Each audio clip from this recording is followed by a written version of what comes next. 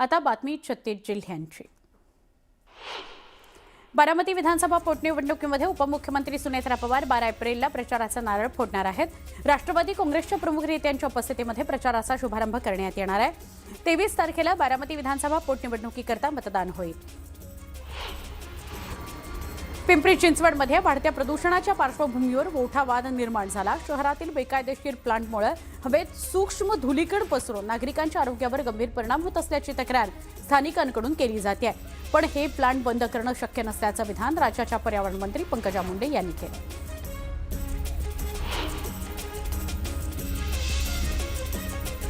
पुढची बातमी पिंपरी चिंचवडमधील नद्यांमधील प्रदूषण आणि जलशुद्धीकरण केंद्राच्या पाहणी दरम्यान मंत्री पंकजा मुंडेंनी अधिकाऱ्यांना फटकारलं। पवना नदीची पाहणी करताना नदी स्वच्छतेचं काम सुरू असल्याचं पाहून त्यांनी अधिकाऱ्यांना सुनावलं। मंत्री येतायत म्हणून स्वच्छता करता का असा सवाल विचारत त्यांनी कामकाजावर नाराजी नोंदवली।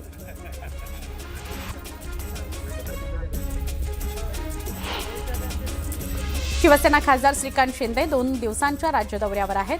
या दौऱ्यामध्ये मराठवाडा, पश्चिम महाराष्ट्र, लोकसभा निहाय बैठका ते घेणार आहेत। लोकसभा मतदारसंघामध्ये 13 एप्रिलला बैठकीचं आयोजन करण्यात आलंय। आमदार, खासदार, लोकप्रतिनिधी, संपर्क प्रमुखांनी उपस्थित राहावं अशा सूचना त्यांनी केल्या आहेत। अभिन्न मोडक यांची चेन्नईचे नवे पोलीस आयुक्त म्हणून शिफारस झालेली आहे। 1997 बॅचचे IPS अधिकारी असलेले मोडक यांची तामिळनाडू निवडणुकांच्या पार्श्वभूमीवर चेन्नईचे पोलीस आयुक्त म्हणून निवड झालेली होती। रेल्वेनं मुंबई विभागातील 3 उपनगरीय मार्गांवर रविवारी 12 एप्रिलला विविध कामांकरता मेगा ब्लॉक घेतलेला आहे। मध्य रेल्वेवर CSMT ते विद्याविहार अप आणि डाऊन, पश्चिम रेल्वेवर सांताक्रूज ते गोरेगाव अप आणि डाऊन मार्गावर मेगा ब्लॉक घेण्यात येणार आहे। नाल्यातून गाळ काढण्याच्या कामात फसवेगिरी करणाऱ्या कंत्राटदारावर यावेळीही AIच्या माध्यमातून नजर ठेवली जाणार आहे। यंदा AIची यंत्रणा अधिक अद्ययावत करण्यात आली असून महापालिकेला फसवणाऱ्या कंत्राटदारांना काळ्या यादीत टाकण्यात येणार आहे। गेल्या वर्षी मुंबई महापालिकेनं AIच्या मदतीनं अशा कंत्राटदारांना शोधून त्यांच्यावर 13 कोटींची दंडात्मक कारवाई केली होती। केंद्रीय कृषी मंत्री शिवराज सिंह चौहान यांच्या मतदारसंघामध्ये बोगस कीटकनाशकामुळे किंवा कीडनाशकामुळे संपूर्ण पीक जळल्याचा प्रकार घडला होता। त्यामुळे नुकत्याच जयपूर इथं झालेल्या पश्चिम विभागीय कृषी परिषदेमध्ये चौहान यांनी घटक राज्यांच्या कृषी मंत्र्यांना खतं, रसायनं, बियाणं आणि कीडनाशकांच्या भेसळीवर कठोर कारवाईचे आदेश दिलेले होते। त्यामुळे राज्य सरकारनं प्रत्येक तालुक्यामध्ये निरीक्षक नेमण्याचा निर्णय घेतलेला आहे। गेल्या काही दिवसांपासून राज्यातील अनेक भागांमध्ये पावसाळी हवामान होतं। त्यामुळे कमाल तापमानामध्ये काहीशी घट झाली होती। राज्यातील पश्चिमी विक्षोभ प्रभावहीन असून पुढील 5 दिवसांमध्ये कमाल तापमानामध्ये वाढ होणार आहे असा अंदाज हवामान विभागानं वर्तवला। यामुळे राज्यातील काही भागातील नागरिकांना तीव्र उकाड्याचा सामना करावा लागू शकतो। शैक्षणिक सत्र 2026-27 मधील इयत्ता 11वी केंद्रीय ऑनलाईन प्रवेश प्रक्रियेकरता विद्यार्थ्यांना प्रवेश अर्ज भरण्यास सुरुवात झालेली आहे। राज्यातील सगळ्या उच्च माध्यमिक शाळा आणि कनिष्ठ महाविद्यालयांनाही त्यांच्या नोंदणीमध्ये आवश्यक बदल करण्याच्या सूचना दिल्या गेलेल्या आहेत। शिक्षण संचालनालयानं त्या दिलेल्या आहेत। सगळ्या संस्थांच्या नोंदणीच्या माहितीमध्ये आवश्यक बदल करण्याकरता 15 एप्रिल 2026 पर्यंत अंतिम मुदत देण्यात आलेली आहे। अभियांत्रिकी, औषध निर्माणशास्त्र आणि कृषी शिक्षण या व्यावसायिक अभ्यासक्रमांच्या प्रवेशाकरता घेण्यात येणाऱ्या MHT, CET, PCM समूहाच्या परीक्षेला सुरुवात होतीये। ही परीक्षा आजपासून 20 एप्रिलपर्यंत सकाळी आणि दुपारी अशा 2 सत्रांमध्ये होणार आहे। राज्यभरातून तब्बल 4,79,332 विद्यार्थी प्रवेश परीक्षा देणार आहेत। राज्य परिवहन महामंडळानं सेवानिवृत्त अधिकारी आणि कर्मचाऱ्यांच्या हिताकरता महत्त्वाचा निर्णय घेतला। त्यांच्या मोफत प्रवास सवलतीला आधुनिक तंत्रज्ञानाची जोड दिली आहे।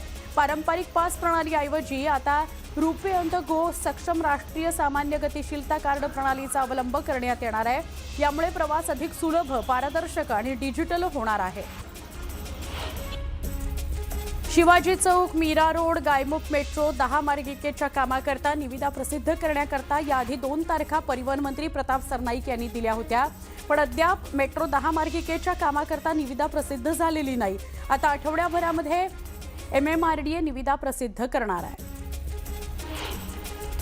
शिक्षण हक्क कायद्याअंतर्गत राज्यातील खासगी शाळांमधील 25% राखीव जागांवरील प्रवेश प्रक्रियेकरता काढण्यात आलेल्या सोडतीतून एकूण 1,05,582 विद्यार्थ्यांना प्रवेश जाहीर करण्यात आला। या विद्यार्थ्यांना 11 ते 20 एप्रिल या कालावधीमध्ये प्रवेश निश्चित करता येणार आहे। मुंबई आणि उपनगरातील पार्किंगची कमतरता लक्षात घेऊन पालिकेच्या प्रत्येक विभाग कार्यालयाच्या हद्दीत भूमिगत पार्किंग उभारण्याकरता स्थायी समितीच्या माध्यमातून 26 कोटी रुपयांची आर्थिक तरतूद केली गेली आहे। त्यामुळे भूमिगत पार्किंगचा श्री गणेश चालू वर्षातच होणार आहे। मराठी चित्रपटांना शहरातील मल्टीप्लेक्स सिनेमागृह उपलब्ध होत नसल्यानं मुंबई पालिकेनं ही चित्रपटगृह उभारण्याकरता स्थायी समितीच्या माध्यमातून अर्थसंकल्पामध्ये आर्थिक तरतूद केलेली आहे। ही तरतूद सध्या 1 कोटींची आहे। प्रत्यक्ष कामावेळी ही तरतूद वाढणार आहे। म्हाडाच्या घराचं स्वप्न पाहणाऱ्यांसाठी आनंदाची बातमी आहे। येत्या आर्थिक वर्षात म्हाडा राज्यात सुमारे 13,012 घरं उभारणार आहे। म्हाडाच्या मुंबई, पुणे, कोकण, नाशिक, अमरावती, छत्रपती संभाजीनगर, नागपूर या प्रादेशिक मंडळांमार्फत ही घरं उभारण्यात येणार आहेत। मुंबईमध्ये वर्षभरामध्ये 25 ते 38 घरं म्हाडाकडून बांधली जाणार आहेत। देशभरातील डिजिटल फसवणुकीच्या वाढत्या घटनांची चिंता निर्माण केल्यामुळे भारतीय रिझर्व्ह बँकेनं 10,000 रुपयांपेक्षा जास्त रकमेचं डिजिटल व्यवहार पूर्ण होण्याकरता 1 तासांची प्रतीक्षा कालावधी लागू करण्याची तयारी चालवली आहे। याचाच अर्थ डिजिटल साधनांद्वारे एका खात्यावरून दुसऱ्या खात्यावर पाठवलेले पैसे एक हस्तांतरण होणार नाही। जळगावमध्ये धुलेलाल मानव सेवा संस्थेच्या वतीनं शिरसोली शिवारामध्ये सहायकर परिसरात अयोध्येप्रमाणे भव्य श्रीराम मंदिरासह भगवान झुलेलाल मंदिर उभारण्यात येणार आहे। 3 वर्षांच्या कालावधीमध्ये या भव्य मंदिराचं निर्माण होणार आहे। नाशिकमधून एक महत्त्वाची बातमी आहे। सिन्नर तालुक्यामध्ये पंचाळे भागात भीषण अपघात झाला। या अपघातामध्ये 4 जणांचा मृत्यू झालाय। रात्री 2 वाजता एका ट्रक आणि पिकअप वाहनाची जोरदार धडक झाली आणि त्यानंतर पिकअप व्हॅननं पेट घेतला। या अपघातामध्ये 4 जणांचा मृत्यू झालाय। आगीत होरपळून 3 जणांचा तर धडक बसल्यानं एका महिलेचा मृत्यू झाल्याची घटना घडली आहे। आणि कराडमधून अजून एक मोठी बातमी आहे।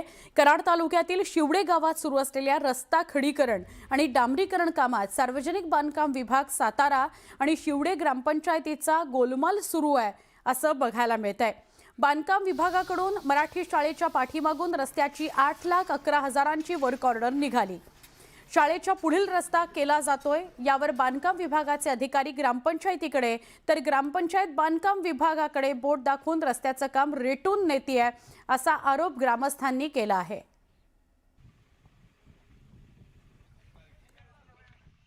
बांधकाम विभागाचे कुकरे साहेब आहेत, त्यांना आम्ही कॉल केला तर ते टोलवाटोलीची उत्तर द्यायला लागले। ते म्हणजे ती प्रस्ताव बरोबर आहे तुमचा, शाळेच्या पुढून आहे, पण ही डॉक्युमेंटवर बघा कसं आहे काय आहे।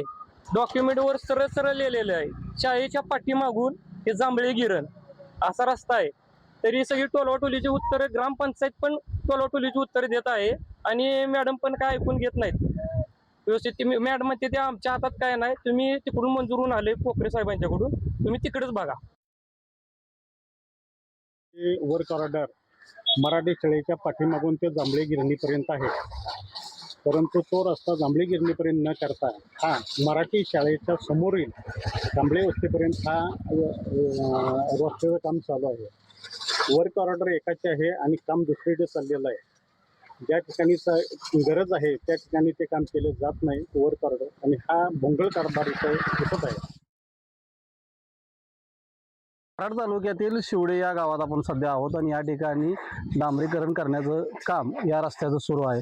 खरं तर येथील नागरिकांचा आरोप असा आहे की हे जे डांबरीकरण रस्त्याचं चालू आहे ते चुकीच्या पद्धतीने काय आहे। कारण याचं की जी जिल्हा परिषद शाळा जी आहे त्या जिल्हा परिषद शाळेपासून आपण आता मी दाखवतो तो हा जो रस्ता आहे तो जांभळी गिरण म्हणून आहे, गिरणीपर्यंतचा रस्ता आहे आणि हा मंजूर झालेला आहे अशा पद्धतीचा सध्या आदेश दाखवला जात आहे। मात्र हा रस्ता न करता आपण जो सध्या पाहतोय तो रस्ता मराठी शाळेच्या पुढच्या बाजूवरून तो कांबळे वस्तीपर्यंतच्या रोडला जाणाऱ्या दिशेला चालू आहे आणि यामुळे या ठिकाणी ह्या ग्रामस्थांकडून आक्षेप घेतला जात आहे। आणि याविषयी बांधकाम विभागाचे अधिकारी नक्की काय करतात आणि ग्रामपंचायत अशा पद्धतीनं जी वर्क ऑर्डर आहे त्याच्या त्या ठिकाणचा रस्ता न करता दुसरीकडे का करते हा प्रश्न या निमित्तानं उपस्थित राहत आहे। न्यूज 18 मराठीसाठी विशाल पाटील, कराड, सातारा। आता आपण पुन्हा वेगवान स्वरूपातल्या घडामोडी बघणार आहोत। अशोक खरात प्रकरणात 160 GB डिजिटल पुरावे उघड झालेले आहेत. कराच्या कारनाम्यांचा काळा चेहरा समोर आलाय. फॉरेन्सिक अहवाल SITकडे सादर करण्यात आलाय. तपासाला वेग आलाय. एकूण 4 डिजिटल प्रकरणांची तपासणी पूर्ण झाली आहे. कल्पना खरातचे वकील गैरहजर असल्यानं अटकपूर्व जामिनावर 16 तारखेला सुनावणी पार पडणार आहे. अशोक खरातची पत्नी कल्पना खरात गुन्हा दाखल झाल्यापासून फरार आहे. प्रतिभा चाकणकरांना शिर्डी पोलिसांनी नोटीस बजावली आहे. समता पतसंस्थेतील खात्याबाबत प्रतिभा चाकणकरांची चौकशी होणार आहे. दरम्यान पुढच्या 5 दिवसांमध्ये जबाब देण्याकरता हजर राहण्याच्या सूचना देण्यात आलेल्या आहेत. अंजली दमानिया यांना CDR कोणी दिला याची पूर्ण माहिती माझ्याकडे आहे. पोलीस चौकशीला बोलवतील त्यावेळी पूर्ण माहिती पोलिसांना मी देणार आहे, असं सामाजिक कार्यकर्त्या कल्पना इनामदार म्हणाल्या. मी संबंधित लोकांची नावं सांगणार नाही कारण ते लोक उच्च पदावर बसलेले आहेत, असंही त्या म्हणाल्या.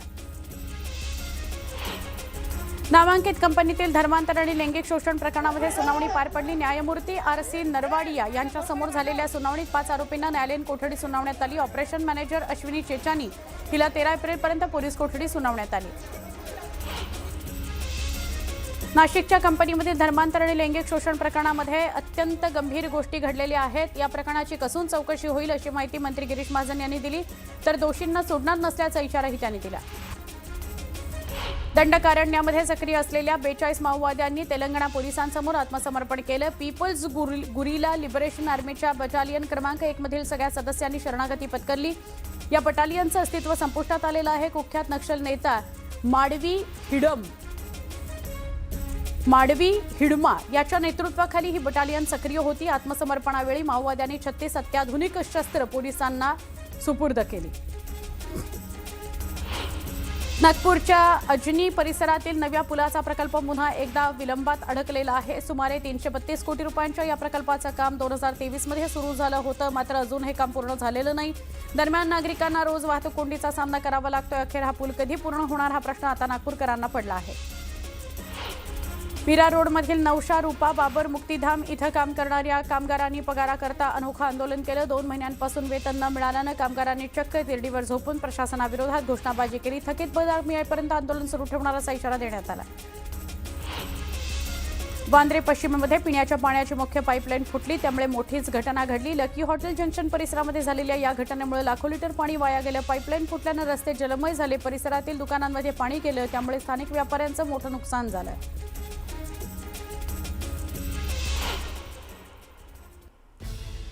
महत्त्वाची बातमी. राज्याचे माजी मुख्यमंत्री, माजी केंद्रीय मंत्री आणि खासदार नारायण राणे यांच्या 75व्या वाढदिवस हा शुक्रवारी कणकवलीमध्ये मोठ्या उत्साहात पार पडला. या सोहळ्याकरता राज्याचे मुख्यमंत्री देवेंद्र फडणवीस यांच्यासह केंद्रीय रस्ते वाहतूक मंत्री नितीन गडकरी, भाजपा प्रदेशाध्यक्ष रवींद्र चव्हाण, राष्ट्रवादी काँग्रेस अजित पवार गटाचे प्रदेशाध्यक्ष सुनील तटकरेंसह दिग्गज नेते उपस्थित होते. या भव्य सोहळ्यात मुख्यमंत्री देवेंद्र फडणवीस यांनी नारायण राणे यांचं कौतुक केलं. यावेळी बोलताना कोकणातील माणूस बाहेरून कठोर आणि आतून गोड असतो असं पु ल देशपांडे यांनी म्हटलं आहे. ते राणेंना पाहूनच लिहिलं असावं असं देवेंद्र फडणवीस म्हणाले. दुसरीकडे तटकरेंनी सुद्धा नारायण राणेंचं कौतुक करताना खास शायरी केली. मला असं वाटतं की राणे साहेब कधी पोटात ठेवू शकले नाही. त्यांच्या भावना ज्या असतील त्या तोंडावर सांगण्याचं काम ते करतात, कोणाला आवडो की न आवडो. पण जसं पु ल देशपांडेंनी म्हटलंय, कोकणातला माणूस कसा असतो तर कोकणातला माणूस हा इथल्या फणसासारखा असतो. वर जरी काटे दिसले, जरडता दिसली तरी आतमध्ये गोडवा असतो.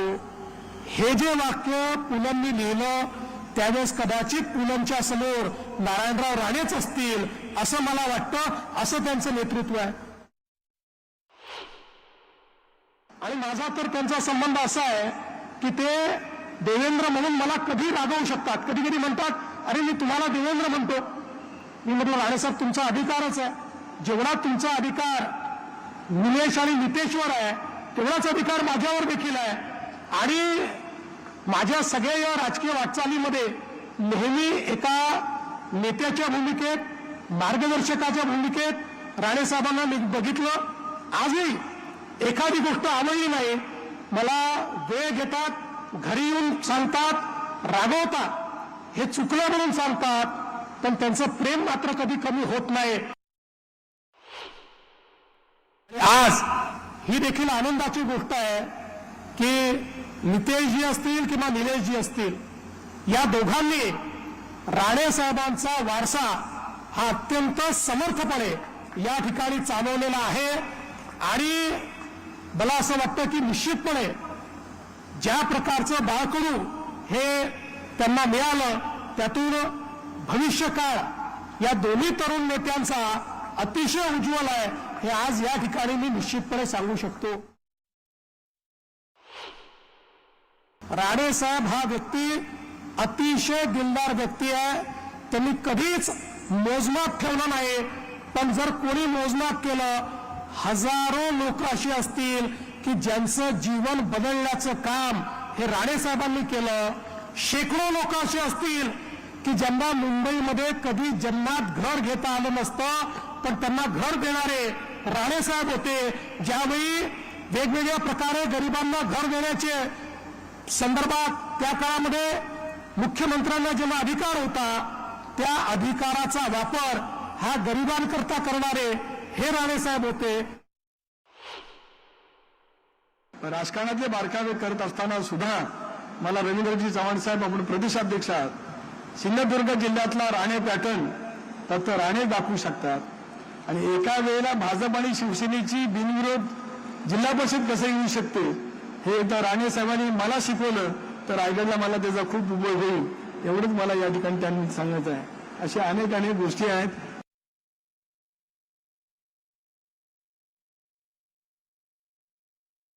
राणे साहेब आपल्याला उदंड आयुष्य मिळावं, 75वी तर साजरी होईलच, पण आपला सहस्र चंद्रदर्शन सोहळा सुद्धा याच नेत्यांच्या उपस्थितीमध्ये आणि आहेत याच पद्धतीने आपल्यालाही मोठं मिळावं. तर बोललो तर पुन्हा बोलतोय, मी देवेंद्रजींना बोलतोय, गडकरी साहेब सुद्धा तिथे आहेत. आणि एक सुंदरसं भावगीत आहे, जीवनातली घडी अशीच राहू दे, तशी जीवनातली घडी असून इथपर्यंत जमलेली. माझ्या सही चव्हाण साहेब तुमच्या डाव्या हाताला बसलेला आहे, राष्ट्रवादीचा अध्यक्ष आहे, याचं जाण आणि भानीव ठेवून ही घडी अशीच राहू दे, एवढंच राणे साहेबांच्या या सत्कार समारंभाच्या निमित्ताने या ठिकाणी सांगतो.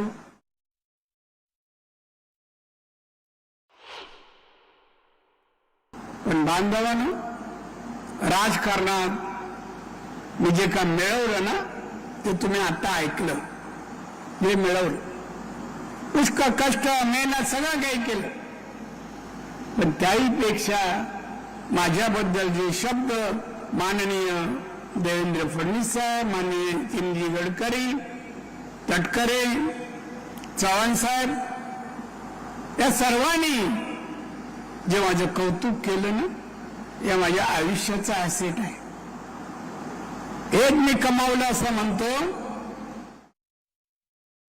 केंद्रीय मंत्री नितीन गडकरी यांनी मुंबई गोवा मार्गाबाबत एक महत्त्वाचं वक्तव्य केलं.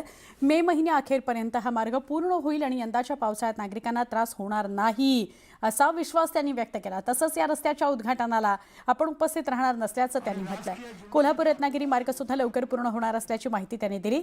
नारायण राणेंच्या 75व्या वाढदिवसानिमित्त आयोजित केलेल्या अभिष्ट चिंतन सोहळ्यादरम्यान ते बोलत होते. या वर्षी मे महिना समाप्त होण्याच्या आधी मुंबई गोवा मार्ग पूर्ण होईल आणि या पावसाळ्यात तुम्हाला त्रास होणार नाही असं राणेसाहेब वारंवार मला सांगतात. आणि त्याचप्रमाणे कोल्हापूर टू रत्नागिरी हा 90% रस्ता पूर्ण झालेला आहे. आता एक टनेल पण बांधणार आहोत आम्ही, आणि हा पण रस्ता जवळपास मे महिन्याच्या आधी पूर्ण करण्याचा पूर्ण प्रयत्न करू असा विश्वास आज राणे साहेबांच्या समोर शब्द देतोय. तसे मी राणे साहेबांकडून शिकलो आहे की खोटं बोलत नाही राजकारणात. आणि या रस्त्यापैकी एवढी बदनामी मी सहन केली आहे की मी काही उद्घाटना करता येणार नाही. मी आता देवेंद्रजींना सांगितलं की आपण दोघं मिळून गाडीत बसवून एकदा मुंबईवरून निघून गोव्याला जाऊन तिकडनं विमानाने येऊन निघून जा नागपूरला.